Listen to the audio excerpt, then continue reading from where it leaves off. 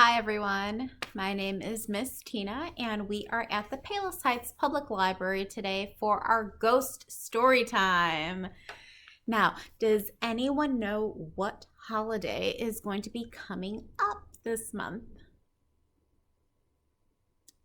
Yes, Halloween. And that is why we are doing our ghost story time to help us get into the Halloween spirit. Now, don't worry. The ghost stories that I'm going to read today are not spooky, so hopefully you'll enjoy them. Okay, so let's go ahead and jump right to it and start with our first book. And it is called Hardly Haunted, and it is by Jessie Sima.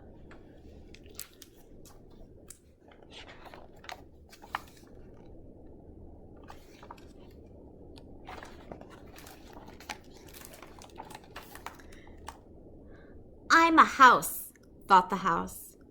People are supposed to live in me, but no one did.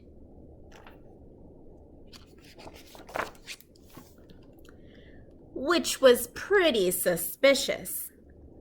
I think, thought the house, I might be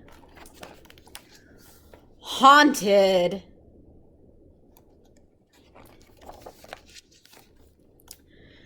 The house did not want to be haunted. Who would want to live in a haunted house?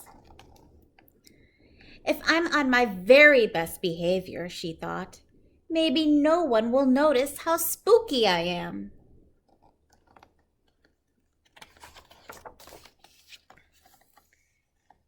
There's no hiding that I'm dusty and full of cobwebs.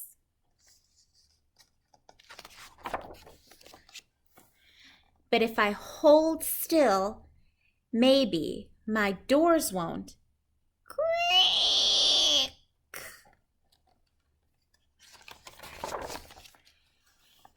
And if I keep quiet, maybe my stairs won't squeak.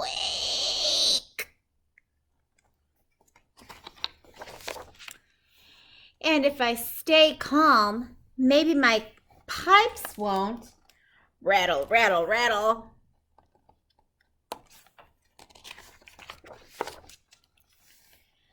This isn't working, she thought. I'll have to try harder.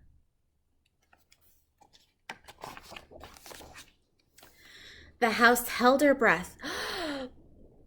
She kept very still and very quiet and very calm.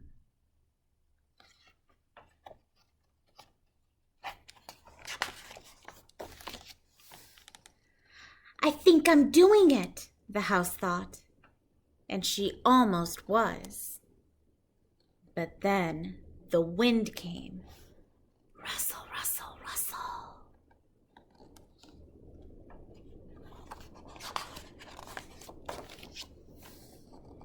It started with a scratch, scratch, scratch. And a flicker of lights. Her foundation began to groan.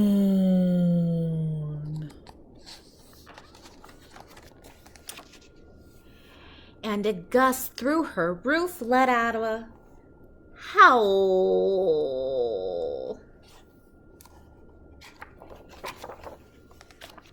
Whoa, thought the house. That was fun. Once the wind had gone, the night was quiet, still, and calm. But the house did not have to be. She liked being noisy. Maybe she liked being haunted. But that didn't keep the house from feeling lonely. I'll just have to find people who like that I'm spooky, she thought. A family who will help this haunted house become a haunted home. That's when she saw them coming up the hill.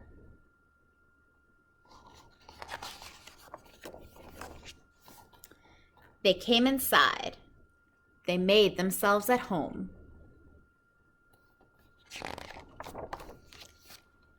And that house on that hill was happy to be haunted. Squeak! Creak! Rattle, rattle, rattle. The end. That was a spooky house, wasn't it? Okay. Now my next story is about 6 little ghosts. Aren't they all happy little ghosts? I think so. Okay. Now one day, their mom opened up the refrigerator and noticed that she had to go grocery shopping. You want to know why? Because the only way that ghosts stay white is if they have milk to drink and vanilla ice cream. And she opened her fridge and she saw that there was no milk and no vanilla ice cream to feed her ghost kids. So she said, I need to go to the grocery store. Now, she warned her children. She said, no matter how hungry you get, do not eat anything that is in the refrigerator, or else something dreadful will happen. So she left to go grocery shopping. And her 6 ghosts, there was one ghost that said, oh, but I am just so hungry. I know. I'm going to open the fridge and I'm going to have a blueberry. A blueberry is so tiny, so little that nothing bad can happen to me, right? So the ghost opened the fridge and ate a blueberry. And what do you think happened to the ghost? The ghost turned blue. Oh no. And then there was another ghost that said, oh, well, the blueberries made him turn blue, but I can have a strawberry. I bet a strawberry isn't going to turn me blue, right? So this ghost went up to the fridge, opened the refrigerator, and had a strawberry. And what do you think happened to this ghost? This ghost turned red. Oh no, thought the other ghosts. Then one of the ghosts said, I know. They turned those colors because they had something to eat. I'm going to go to the refrigerator and I'm going to pour myself a nice glass of grape juice. And I'm not going to turn blue and I'm not going to turn red because I am not going to eat anything. I am just thirsty. So this ghost went to the refrigerator and poured herself a nice tall glass of grape juice. What do you think happened? This ghost turned purple. Oh no, thought the other ghost. Then this ghost went to the refrigerator and said, you know what? They're not having anything healthy to drink. I'm going to pour myself a nice big glass of orange juice. And nothing's going to happen to me because orange juice is healthy. So the ghost went to the refrigerator and opened up a glass of pulled out a glass of orange juice and drank. Gulp, gulp, gulp, gulp, gulp. And then this ghost, what do you think happened to this ghost? He turned orange. Oh no, thought the other ghosts. So then, this ghost went to the refrigerator and said, my brothers and sisters are not having anything healthy. I'm going to go to the fridge and I am going to get some nice spinach and broccoli. And nothing's going to happen to me because spinach and broccoli are so healthy for you. So this ghost went to the refrigerator and got himself a nice big bowl of spinach and broccoli. And what do you think happened to this ghost? He turned green. The other ghost thought, oh no. And this ghost said, I am going to go to the refrigerator and I am going to go to the freezer and get myself some ice cream. And I am not going to turn any colors. So he opened the refrigerator, he went to the freezer, and he saw that there was chocolate chip ice cream. He said, chocolate chip ice cream has vanilla. So I'm not going to turn blue or red or purple or orange or green. And this ghost fixed himself a nice big bowl of chocolate chip ice cream. And what do you think happened to him? He got spots. Oh no, thought the other ghost. Mom is going to be so angry. She's going to be so disappointed in us when she sees what happened. So the mom ghost came back from grocery shopping and she got the milk and she got the vanilla ice cream.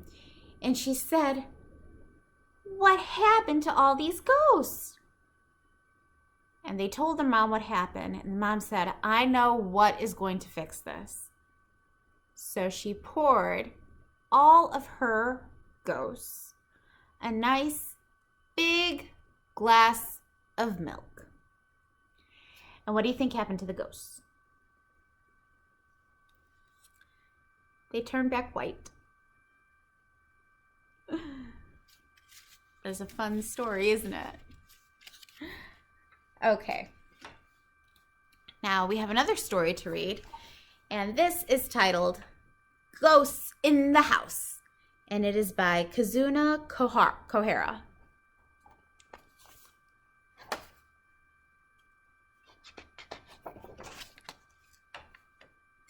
Once there was a girl who went to live in a big old house at the edge of town. It was a splendid place, but there was one problem. The house was haunted.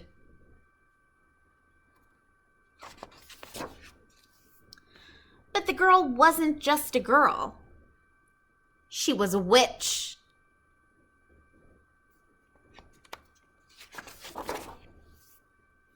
She knew how to catch ghosts.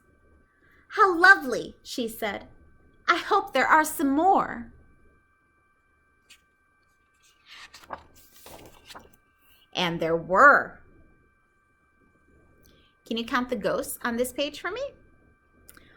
1, 2, 3, 4, 5, 6.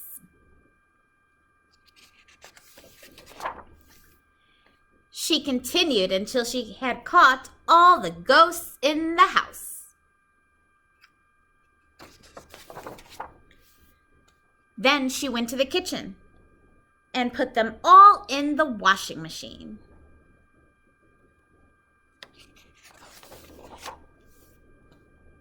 When they were clean, she hung them out on the clothesline. It was a fine weather for drying.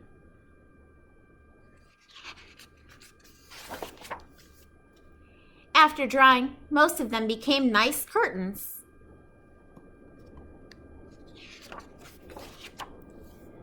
One of them made a good tablecloth.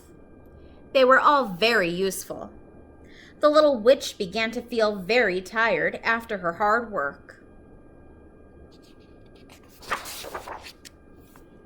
She knew just what to do with the last 2 ghosts.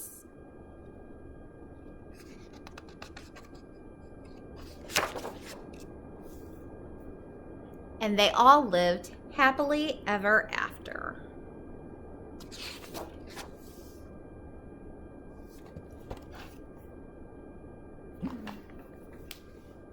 It's another fun story. Okay, boys and girls, now we are going to do a song, and it is called the Haunted House Song. Okay, so you follow along with me. The ghost in the house goes boo, boo, boo. Boo, boo, boo, boo, boo, boo. The ghost in the house goes boo, boo, boo on Halloween. The mice in the house go squeak, squeak, squeak. Squeak, squeak, squeak. Squeak, squeak, squeak. The mice in the house go squeak, squeak, squeak. On Halloween. The cats in the house go meow, meow, meow. Meow, meow, meow. Meow, meow, meow. The cats in the house go meow, meow, meow on Halloween. The witches in the house go hee, hee, hee. Hee, hee, hee. Hee, hee, hee. The witches in the house go hee, hee, hee on Halloween.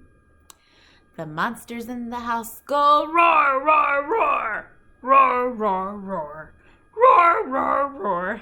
The monsters in the house go roar, roar, roar on Halloween. Great job. Now we're going to read our last story. And our last story is called The Little Ghost Who Was a Quilt. And it is by Riel Nason.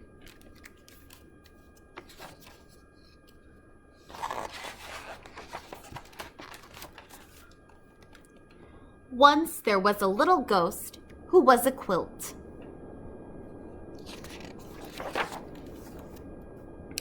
He didn't know why he was a quilt. His mom and dad and all his friends were sheets. They were light as air. They flew high and fast and twirled and whirled in the sky. They could even ride on a gust of wind and then whoosh back to the ground like they were going down an invisible slide.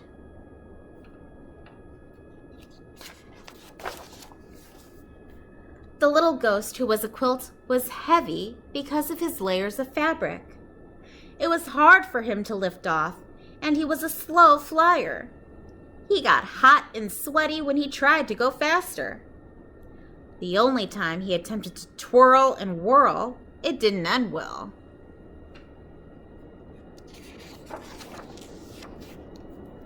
One day, he and his friends were at the park when they heard someone coming. His friends zoomed away because ghosts are terrified of people. But the little ghost couldn't escape quickly enough. He flopped over a bench.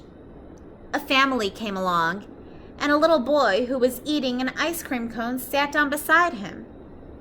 The little ghost had never been so close to a human before, and he felt fear in every fiber of his fabric. The boy only stayed a few minutes, but he dropped a big blob of melted ice cream right on the little ghost's face.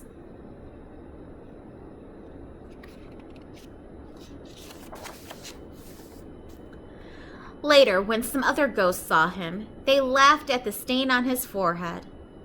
The little ghost was embarrassed and also very sticky.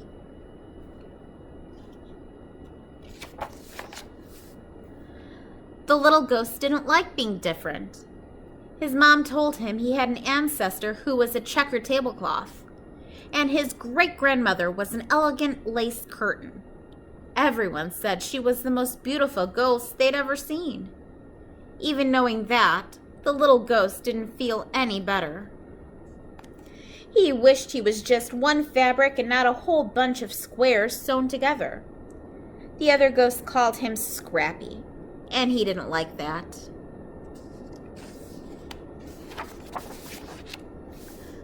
But there was one day that always cheered him up: Halloween. People seemed excited about ghosts on Halloween, and sometimes children dressed as them to trick-or-treat. Every year the ghosts went to watch the festivities. They stayed silent and still in the trees and pretended to be decorations far away from any humans. Too heavy to hover, the little ghost, who was a quilt, usually draped himself over a clothesline. He never had a very good view. This year, he had a better plan.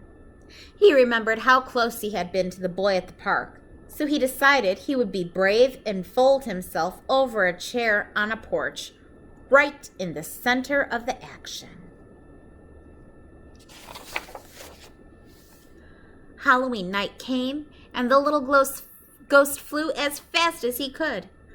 But he was only halfway across the lawn when he heard people coming. At the last possible second, he flopped over the porch rail.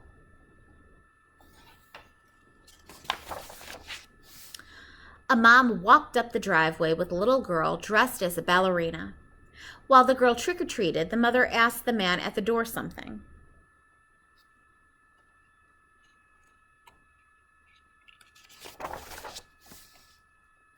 The next thing the little ghost knew, the mom had picked him up. He was so scared he thought his seams might come unstitched. The mom wrapped the little ghost around the girl and put them both in a wagon. The girl had been cold, and now the little ghost was keeping her warm. He could hardly believe what was happening.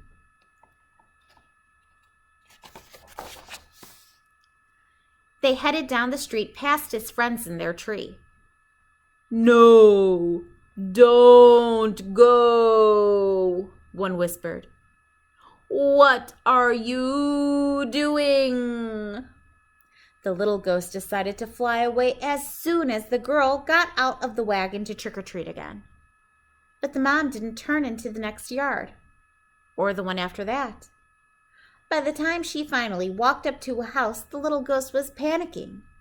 How would he get away?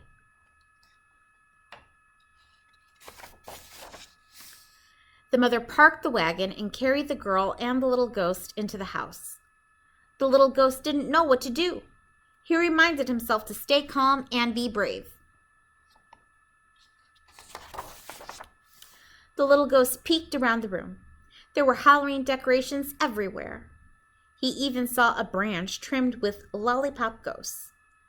They looked just like his friends in the tree.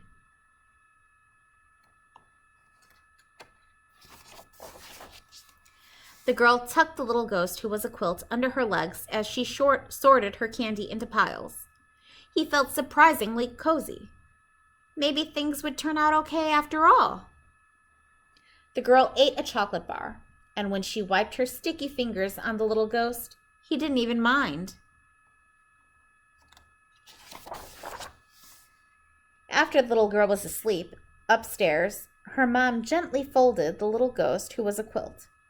She smiled and admired his fabric and traced her finger along the line of his stitching. It tickled.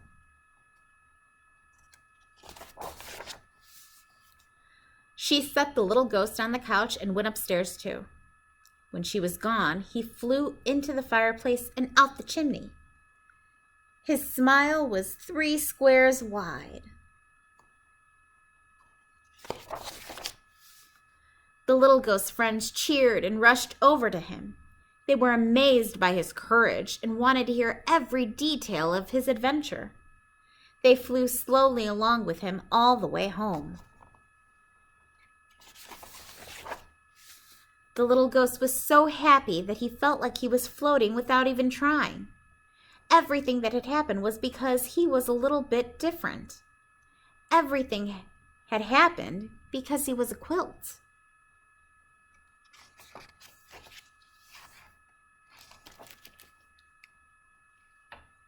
The end.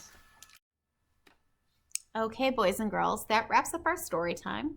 I hope you enjoyed this ghost story time, and I hope that you have a fun and safe Halloween. Bye, friends. I'll see you next time.